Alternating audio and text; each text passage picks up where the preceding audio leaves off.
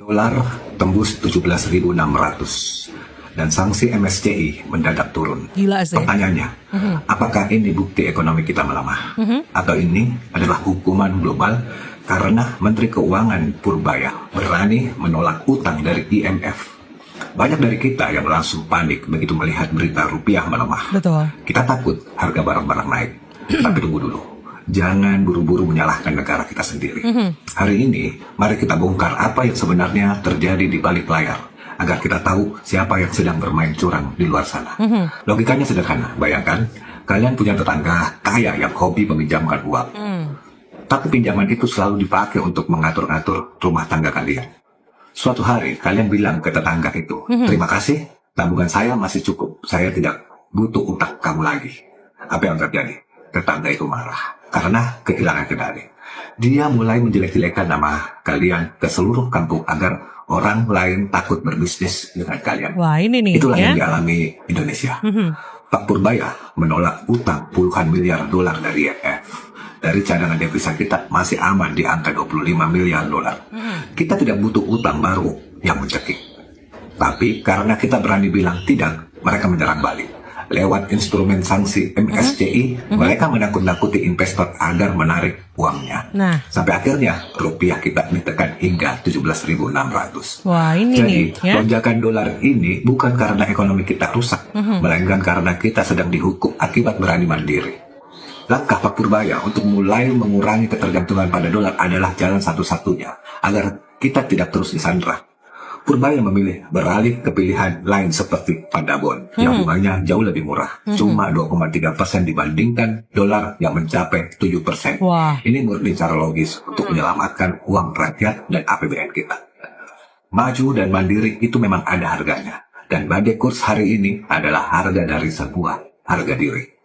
Raksasa keuangan dunia mulai panik karena mereka sadar Indonesia bukan lagi negara lemah yang bisa didepak sesuka hati. Betul. Kita harus bangga karena hari ini kita tidak lagi dipimpin dengan mentalitas peminta-minta. Kita punya modal, kita punya data, dan kita punya keberanian untuk mengatur dapur kita sendiri tanpa campur tangan asing. Mari kita berdiri bersama menjaga kedaulatan. Seperti yang ditampilkan di sini, judulnya dari Abangku Tri Nugroho, ya kan, menyebutkan kalau IMF ini sedang murka luar biasa, teman-teman ya. Karena Indonesia apa? Indonesia mandiri, guys ya. Jadi memang rentetan berbagai macam masalah yang menerpa perekonomian Indonesia. Mulai dari rupiah yang begitu melemah terhadap dolar.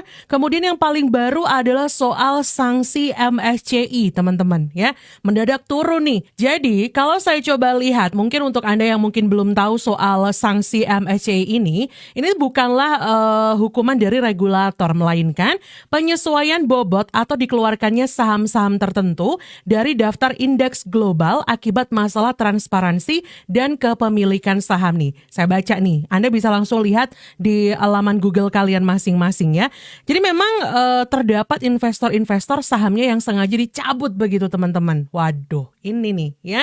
Apakah ini bukti ekonomi kita sedang lemah banget nih? Atau memang karena ini ada hukuman dari elit global? Karena itu tadi, kita berani mandiri menolak tawaran hutang dari IMF. Karena di tahun 98, Indonesia resmi menjadi budak IMF. Wah. Indonesia dipaksa ambil pinjaman IMF. Tuh, Indonesia resmi tanda tangan perjanjian dengan IMF. Di situ kita serahkan kedaulatan kita. Dijual, obral, habis negara kita disikat sama IMF dan gengnya. Sampai sekarang masih ada bekas-bekas lukanya, guys. Gila, Contohnya apa? Kita dulu swasembada kedelai 30 tahun, tapi sekarang kita doyan impor. Lu bisa lihat nih guru besar IPB, Andrea Santosa, juga udah tahu tahun 92 atau 30 tahun lalu, produksi kedelai kita mencapai 1,8 juta hektar dengan produksi sekitar 1,9 juta ton. Betul. Tapi kemudian swasembada dan produksi kedelai dalam negeri kita menurun drastis karena adanya Letter of Intent LOI sama IMF dan yang tanda tangan Presiden RI yang kedua Soeharto nih tahun 98 bulan Januari.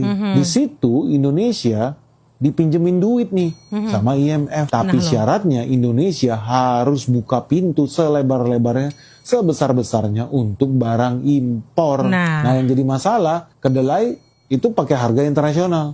Harga internasional itu kalau naik tinggi, harga kedelai ikut naik tinggi. Wah. Nah yang jadi masalah, lu tahu ya, kita impor kedelai itu kan pakai dolar. Betul. Ketika lu mau impor kacang kedelai jutaan ton setiap tahun, berarti Indonesia harus menggadaikan rupiahnya. Rupiahnya digadaikan untuk beli dolar. Dolar dipegang buat beli barang impor yang namanya kacang kedelai dari Amerika. Artinya, ketika harga kedelai naik tinggi, lu harus siap harga tempe di dalam negeri juga ikut naik tinggi. Lebih parah lagi, kacang kedelai harganya naik tinggi, nilai tukar dolar makin tinggi lagi. Wah, hancur lebur udah kita. Tambah mahal harga tempe ini. Artinya Indonesia selama-lamanya bisa jadi budak dolar kalau nggak ada solusi ini. Dari lama, Indonesia ini emang sengaja banget diperalat untuk jadi budaknya IMF. Tapi sekarang Indonesia ini sudah mulai swasembada di berbagai sektor, ya kan?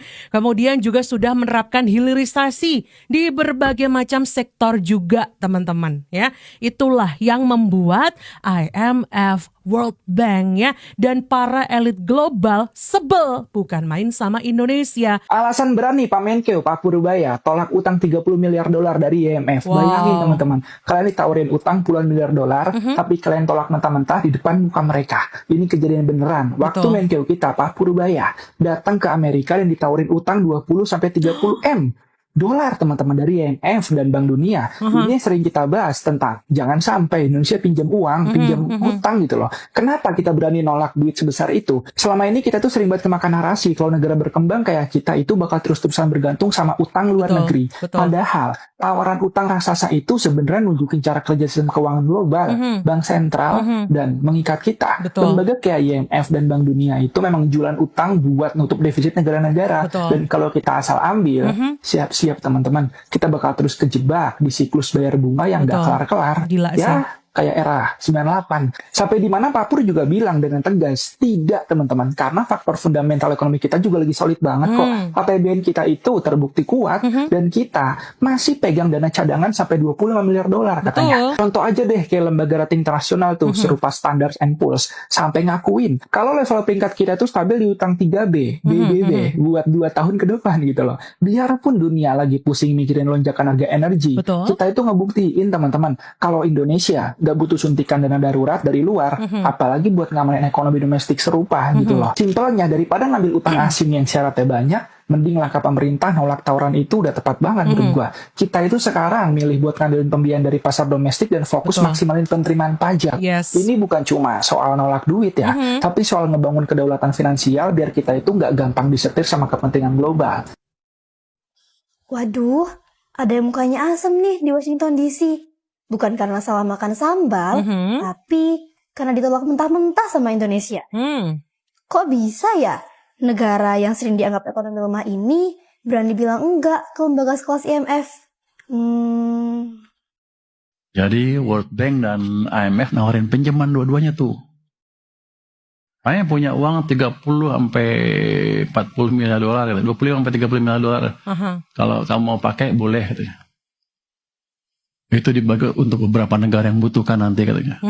Oh, banyak juga. Saya bilang sama dia, sekarang saya belum butuh karena saya sendiri punya persediaan hampir 25 miliar dolar untuk negara kita sendiri. Jadi gini, Pak Menkeu Purbaya baru aja bilang enggak, makasih ke tawaran utang IMF dan World Bank yang nilainya fantastis, 20 hingga 30 miliar US dollar atau sekitar 340 sampai 500 triliun rupiah. Beliau bilang APBN kita lagi kuat-kuatnya. Kita punya saldo anggaran lebih sekitar 25 hingga 30 miliar US dollar. Atau setara 420 triliun. Bayangkan, kita punya uang sendiri, tapi mereka maksa meminjemin. Selama ini, narasi di luar sana selalu menempatkan Indonesia sebagai ekonomi lemah yang haus bantuan. Padahal, data resmi Bank Indonesia membuktikan cadangan devisa kita per April 2026 ini sangat kokoh. Di angka 145 miliar US dollar. Ini angka nyata yang menjaga stabilitas ekonomi kita. Bukan sekedar perkiraan, kita bisa cek langsung loh di akun resmi Kementerian Keuangan. Anak SMP aja loh paham begitu teman-teman. Dan kali ini memang Indonesia tidak bisa lagi diperalat ya. Dari keterangan dari keterangan Bang Putra ya, dari si adik SMP bilingual terpadu 2 ini tadi gitu ya. Thank you banget udah ngejelasin buat kita semua nih ya. Kita nggak perlu bantuan utang dari IMF kalau tujuannya yaitu lagi ya untuk memperalat kita lagi. Say no to utang sekali lagi teman-teman, karena ya kita tahu gitu loh ya, pemerintah kita tahu kalau utang yang mereka gelontorkan ke kita digunakan supaya kita bisa disetir dengan bunga-bunga yang sangat tinggi yang mencekik kita teman-teman. Karena ini keunikan zaman Sri Mulyani, zaman Menteri sebelumnya nggak pernah tuh sejak krisis 98 ya itu ditawarin IMF. SBY bahkan dengan PD-nya memang melunasi utang IMF waktu itu ya. Kalau sekarang ada IMF balik lagi nawarin utang, ini bukan buat bantu MBG, bukan bantu Kopdes Merah Putih, untuk warning, untuk structural adjustment mechanism itu. Ya artinya ada level of intent lagi. Itu dia tuh. Jadi perubahannya nanggepin lagi tuh. Tapi nggak butuh pinjaman IMF. Padahal bukan itu. Kalau IMF udah mau ngasih pinjaman, berarti IMF tahu kondisi kas kita itu tinggal berapa. Lah, emang IMF siapa berani ikut ketika campur? nanti IMF masuk dan dengan letter of intent, yang disikat adalah pusat-pusat bleedingnya kan. Ya. MBG, Koperasi Merah Putih, dan Nih, segala macam itu yang ada disikat duluan. Ya, karena semua SPG-nya. sama. Lembaga rating utang, lembaga keuangan internasional satu kata bahwa soal MBG, Kopdes, dan Antara. Semuanya itu ya? Nah, ini tiga ini jadi salah satu yang beban yang sangat berat. Tuh, Kalau kan? nggak segera di cut off, maka implikasinya ekonomi kita yang akan segera krisis. Pada saat Kemarin lu bilang katanya Indonesia bakal kolaps gitu kan. Kok dibeli gitu. Lu downgrade rating kita. Malah nawarin utang. Iya kan?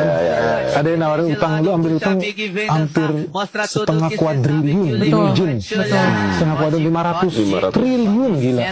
Katanya Indonesia bakal nyungsep, tapi malah ditawarkan gak logis nih mereka. Berarti mereka sedang bermain trik lah. Ini ya, agen-agen IMF nih teman-teman yang berusaha ya menyetir opini masyarakat, ngomong kalau mereka tuh ngasih bantuan kita tuh karena kita tuh keekonomiannya sedang tidak baik-baik saja. Seakan-akan MBG, Koperasi Merah Putih, bla bla bla itu membebani rakyat ya. Seolah-olah itu kita lagi ambruk-ambruknya.